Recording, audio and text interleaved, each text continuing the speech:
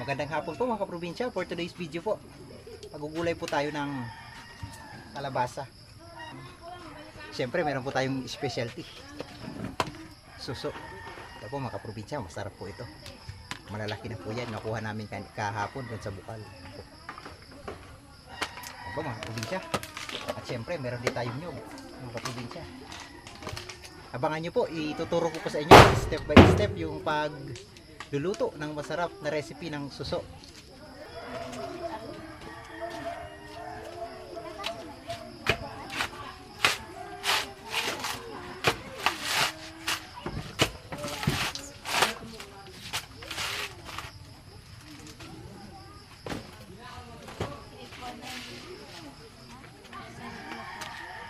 Ganun lang po, kabilis pagbalat ng nyog, kaprobinsya. Pag sanay ka, madali lang po yan. Ngayon po, kakayudin ko muna yung nyog. Babalatan din po itong kalabasa. At syempre, lilinisan po natin yung ating suso. Tatanggalan po natin ang puwitan. Ito po, pinuputol po yan. May silain na rin po ako mga kaprobinsya. Ayan po. Okay, abangan nyo po. Kayod na tayo ng nyog. Ito po, ipapakilala ko sa iyo ang kabayo ni Lito Lapid. Ito po yung ating kabayo. Lagi po naka-ready ito mga kaprobinsya. Kayod na tayo ng nyog. Alam niyo po mga kaprobinsya, pag sanay mo kayong magkayod ng nyog, pagbilis lang mo itong matatapos. Ilang minuto lang po, tapos na itong kabyak. Style po niyan, pag nagkakayod ka po, yung hindi marunong magkayod, paikot lang po yung pagkakayod mo. Papaikutin nyo lang po yung baon.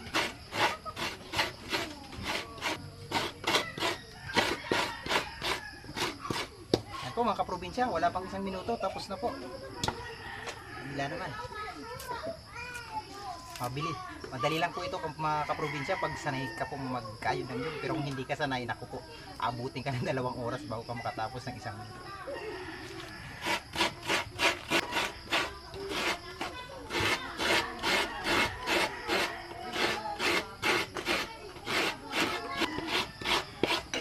Yan po, mga kaprobinsya, ganoon lang.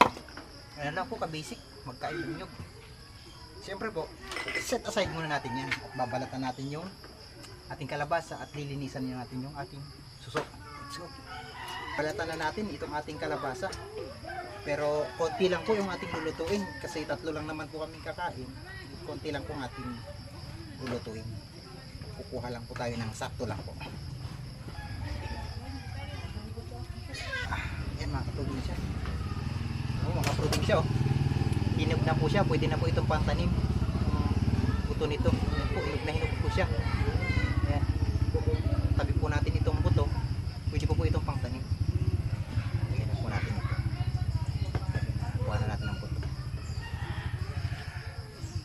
Ngayon po, ibabalatan na natin.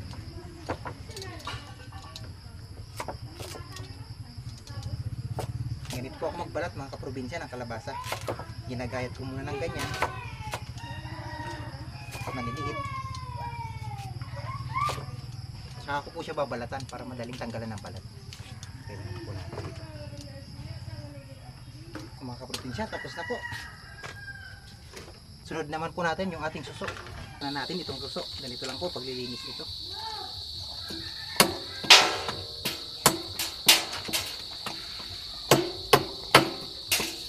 Tatsagaan mo lang po talaga siya kaprobinsya. Isa-isayin po talaga siya. Ang ilang minuto, ayan po. Tapos na ating suso. Natanggalan na natin ang puwitan. At mga kaprobinsya, hindi po yan tapos. Ayan na po yung ating suso mga kaprobinsya. Ngayon po aalog-alog natin yan para tayong nagbibingo. Para po mahilo sila at lumabas yung mga kinain nila para malinis na malinis po ang ating suso. Ayan po mga kaprobinsya, bibingguhin ko muna ito. Umpisa na natin magluto. Kawali po. Isa lang na natin yan syempre. Ilagay na rin natin.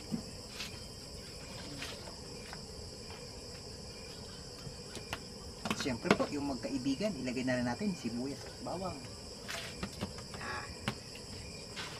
Lagyan po natin yan. At lagyan din po natin ng konting asin. Tansyahin lang po natin para hindi masyadong kumalat. Ayan po. konti lang. Saka na lang po tayo mag-adjust mamaya pag paluto na. Lagyan din po natin ng konti ng Ajinomoto. Right.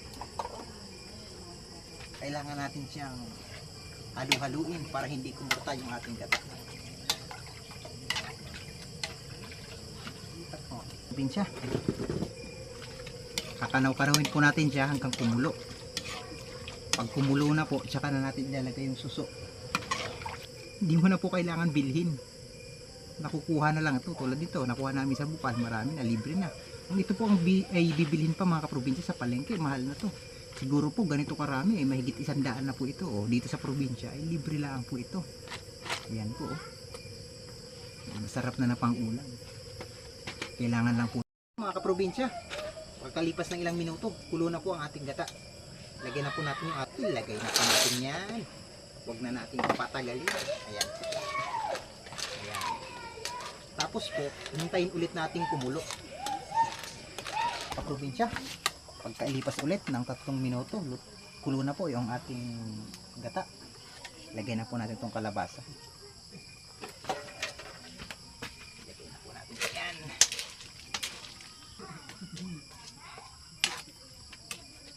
Baliktarin na po natin. Haluin na atin pong titikman kung okay na ba yung lasa niya. Kung mag-a-adjust. Mukhang saktong-sakto lang po. Suabe. Probinsya, okay na po ito. Hintayin na lang natin lumambot yung kalabasa. Higit na 30 minutos na paghihintay, luto na po yung ating gulay. Pwede na po ito mga kaprobinsya. Hanguin na po natin. Let's go! Kaprobinsya, ito na po yung ating finished product. Ayan na po oh. Yan na yung ating ginataang suso. Ayan, tingnan niyo po mga kaprobinsya. Ayan. Sarap po niyan mga kaprobinsya. Mahilig din po ba kayo? Kumakain po ba kayo nitong ginataang suso? Ayan mga kaprobinsya. Andito na po tayo sa exciting part ng ating video. Finally, sa ating paghihintay ng mahigit 1 oras sa ating preparation para maluto itong ating suso. Andito na po tayo sa exciting part ng tikiman time, syempre mga kaprobinsya. Tikman muna natin siya ba? Upo ka naman. Sarap mga kaprobinsya, balanse-balanse. Sarap. Try na po natin.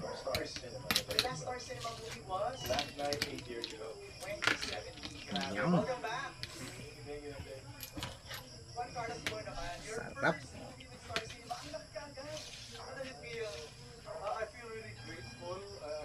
Ano, nakain ka? Unang subo po para sa inyo mga kaprobinsya.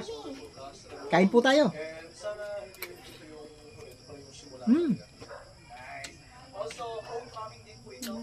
Sarap mga kaprobinsya. Huwag mo akin na, huwag mo i-rotate. Ang sarap po ng kalabasa mga kaprobinsya. Hindi siya lumambot na masyado. Saktong-sakto lang po yung pagkakaluto niya. Ayan po. Sarap po.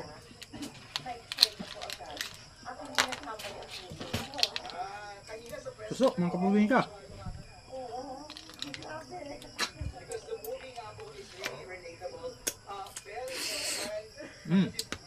Sarap. Sarap po.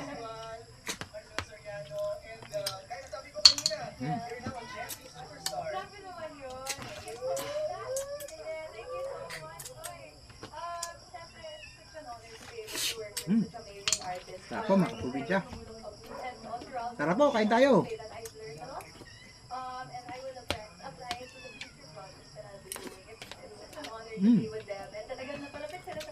Panalong panalo kaprobinsya.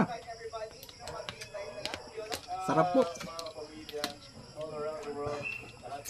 Try nyo na rin po ito kung mayroon kayong makitang suso sa probinsya or sa palengke. Try nyo na po itong lutuin.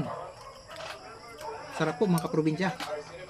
Mas maganda sana to kung mayroon pang gulay na konti, yung pako or kaunting gabi. Pero ako po hindi ko na nilagyan ng gabi dahil marami na po yung kalabasa.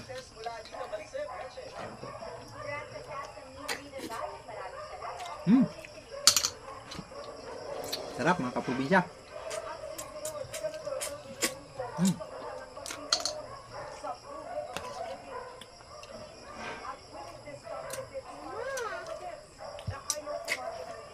Sa pagkakain po pala ng suso mga kaprobinsya, itong ito, yung itim niya, sa may laman niya, dapat inaalis po yan. Kasi pwede po itong mabara sa ating lalamunan. Pwede tayong mabulunan. Kaya tinatanggal po yan. Up.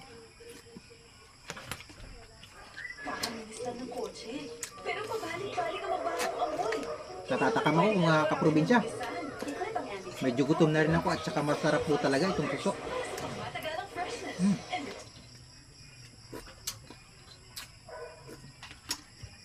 Panalong panalo po yung sabaw niya ay talagang nanunuod yung lasa ng suso. Ang sarap po talaga mga kaprobinsya. Kaya kung ako sa'yo, try nyo na rin po ito. Luto na po kayo ng suso. Lagyan nyo ng kalabasa. At gataan nyo. Masarap po mga kaprobinsya. Muli po, salamat po sa pag-antabay sa aking video, sa panonood. At kung natapos mo po ang aking video, marami pong salamat. Paki-like, comment, and share naman po. Marami pong salamat mga kaprobinsya. Bye-bye po.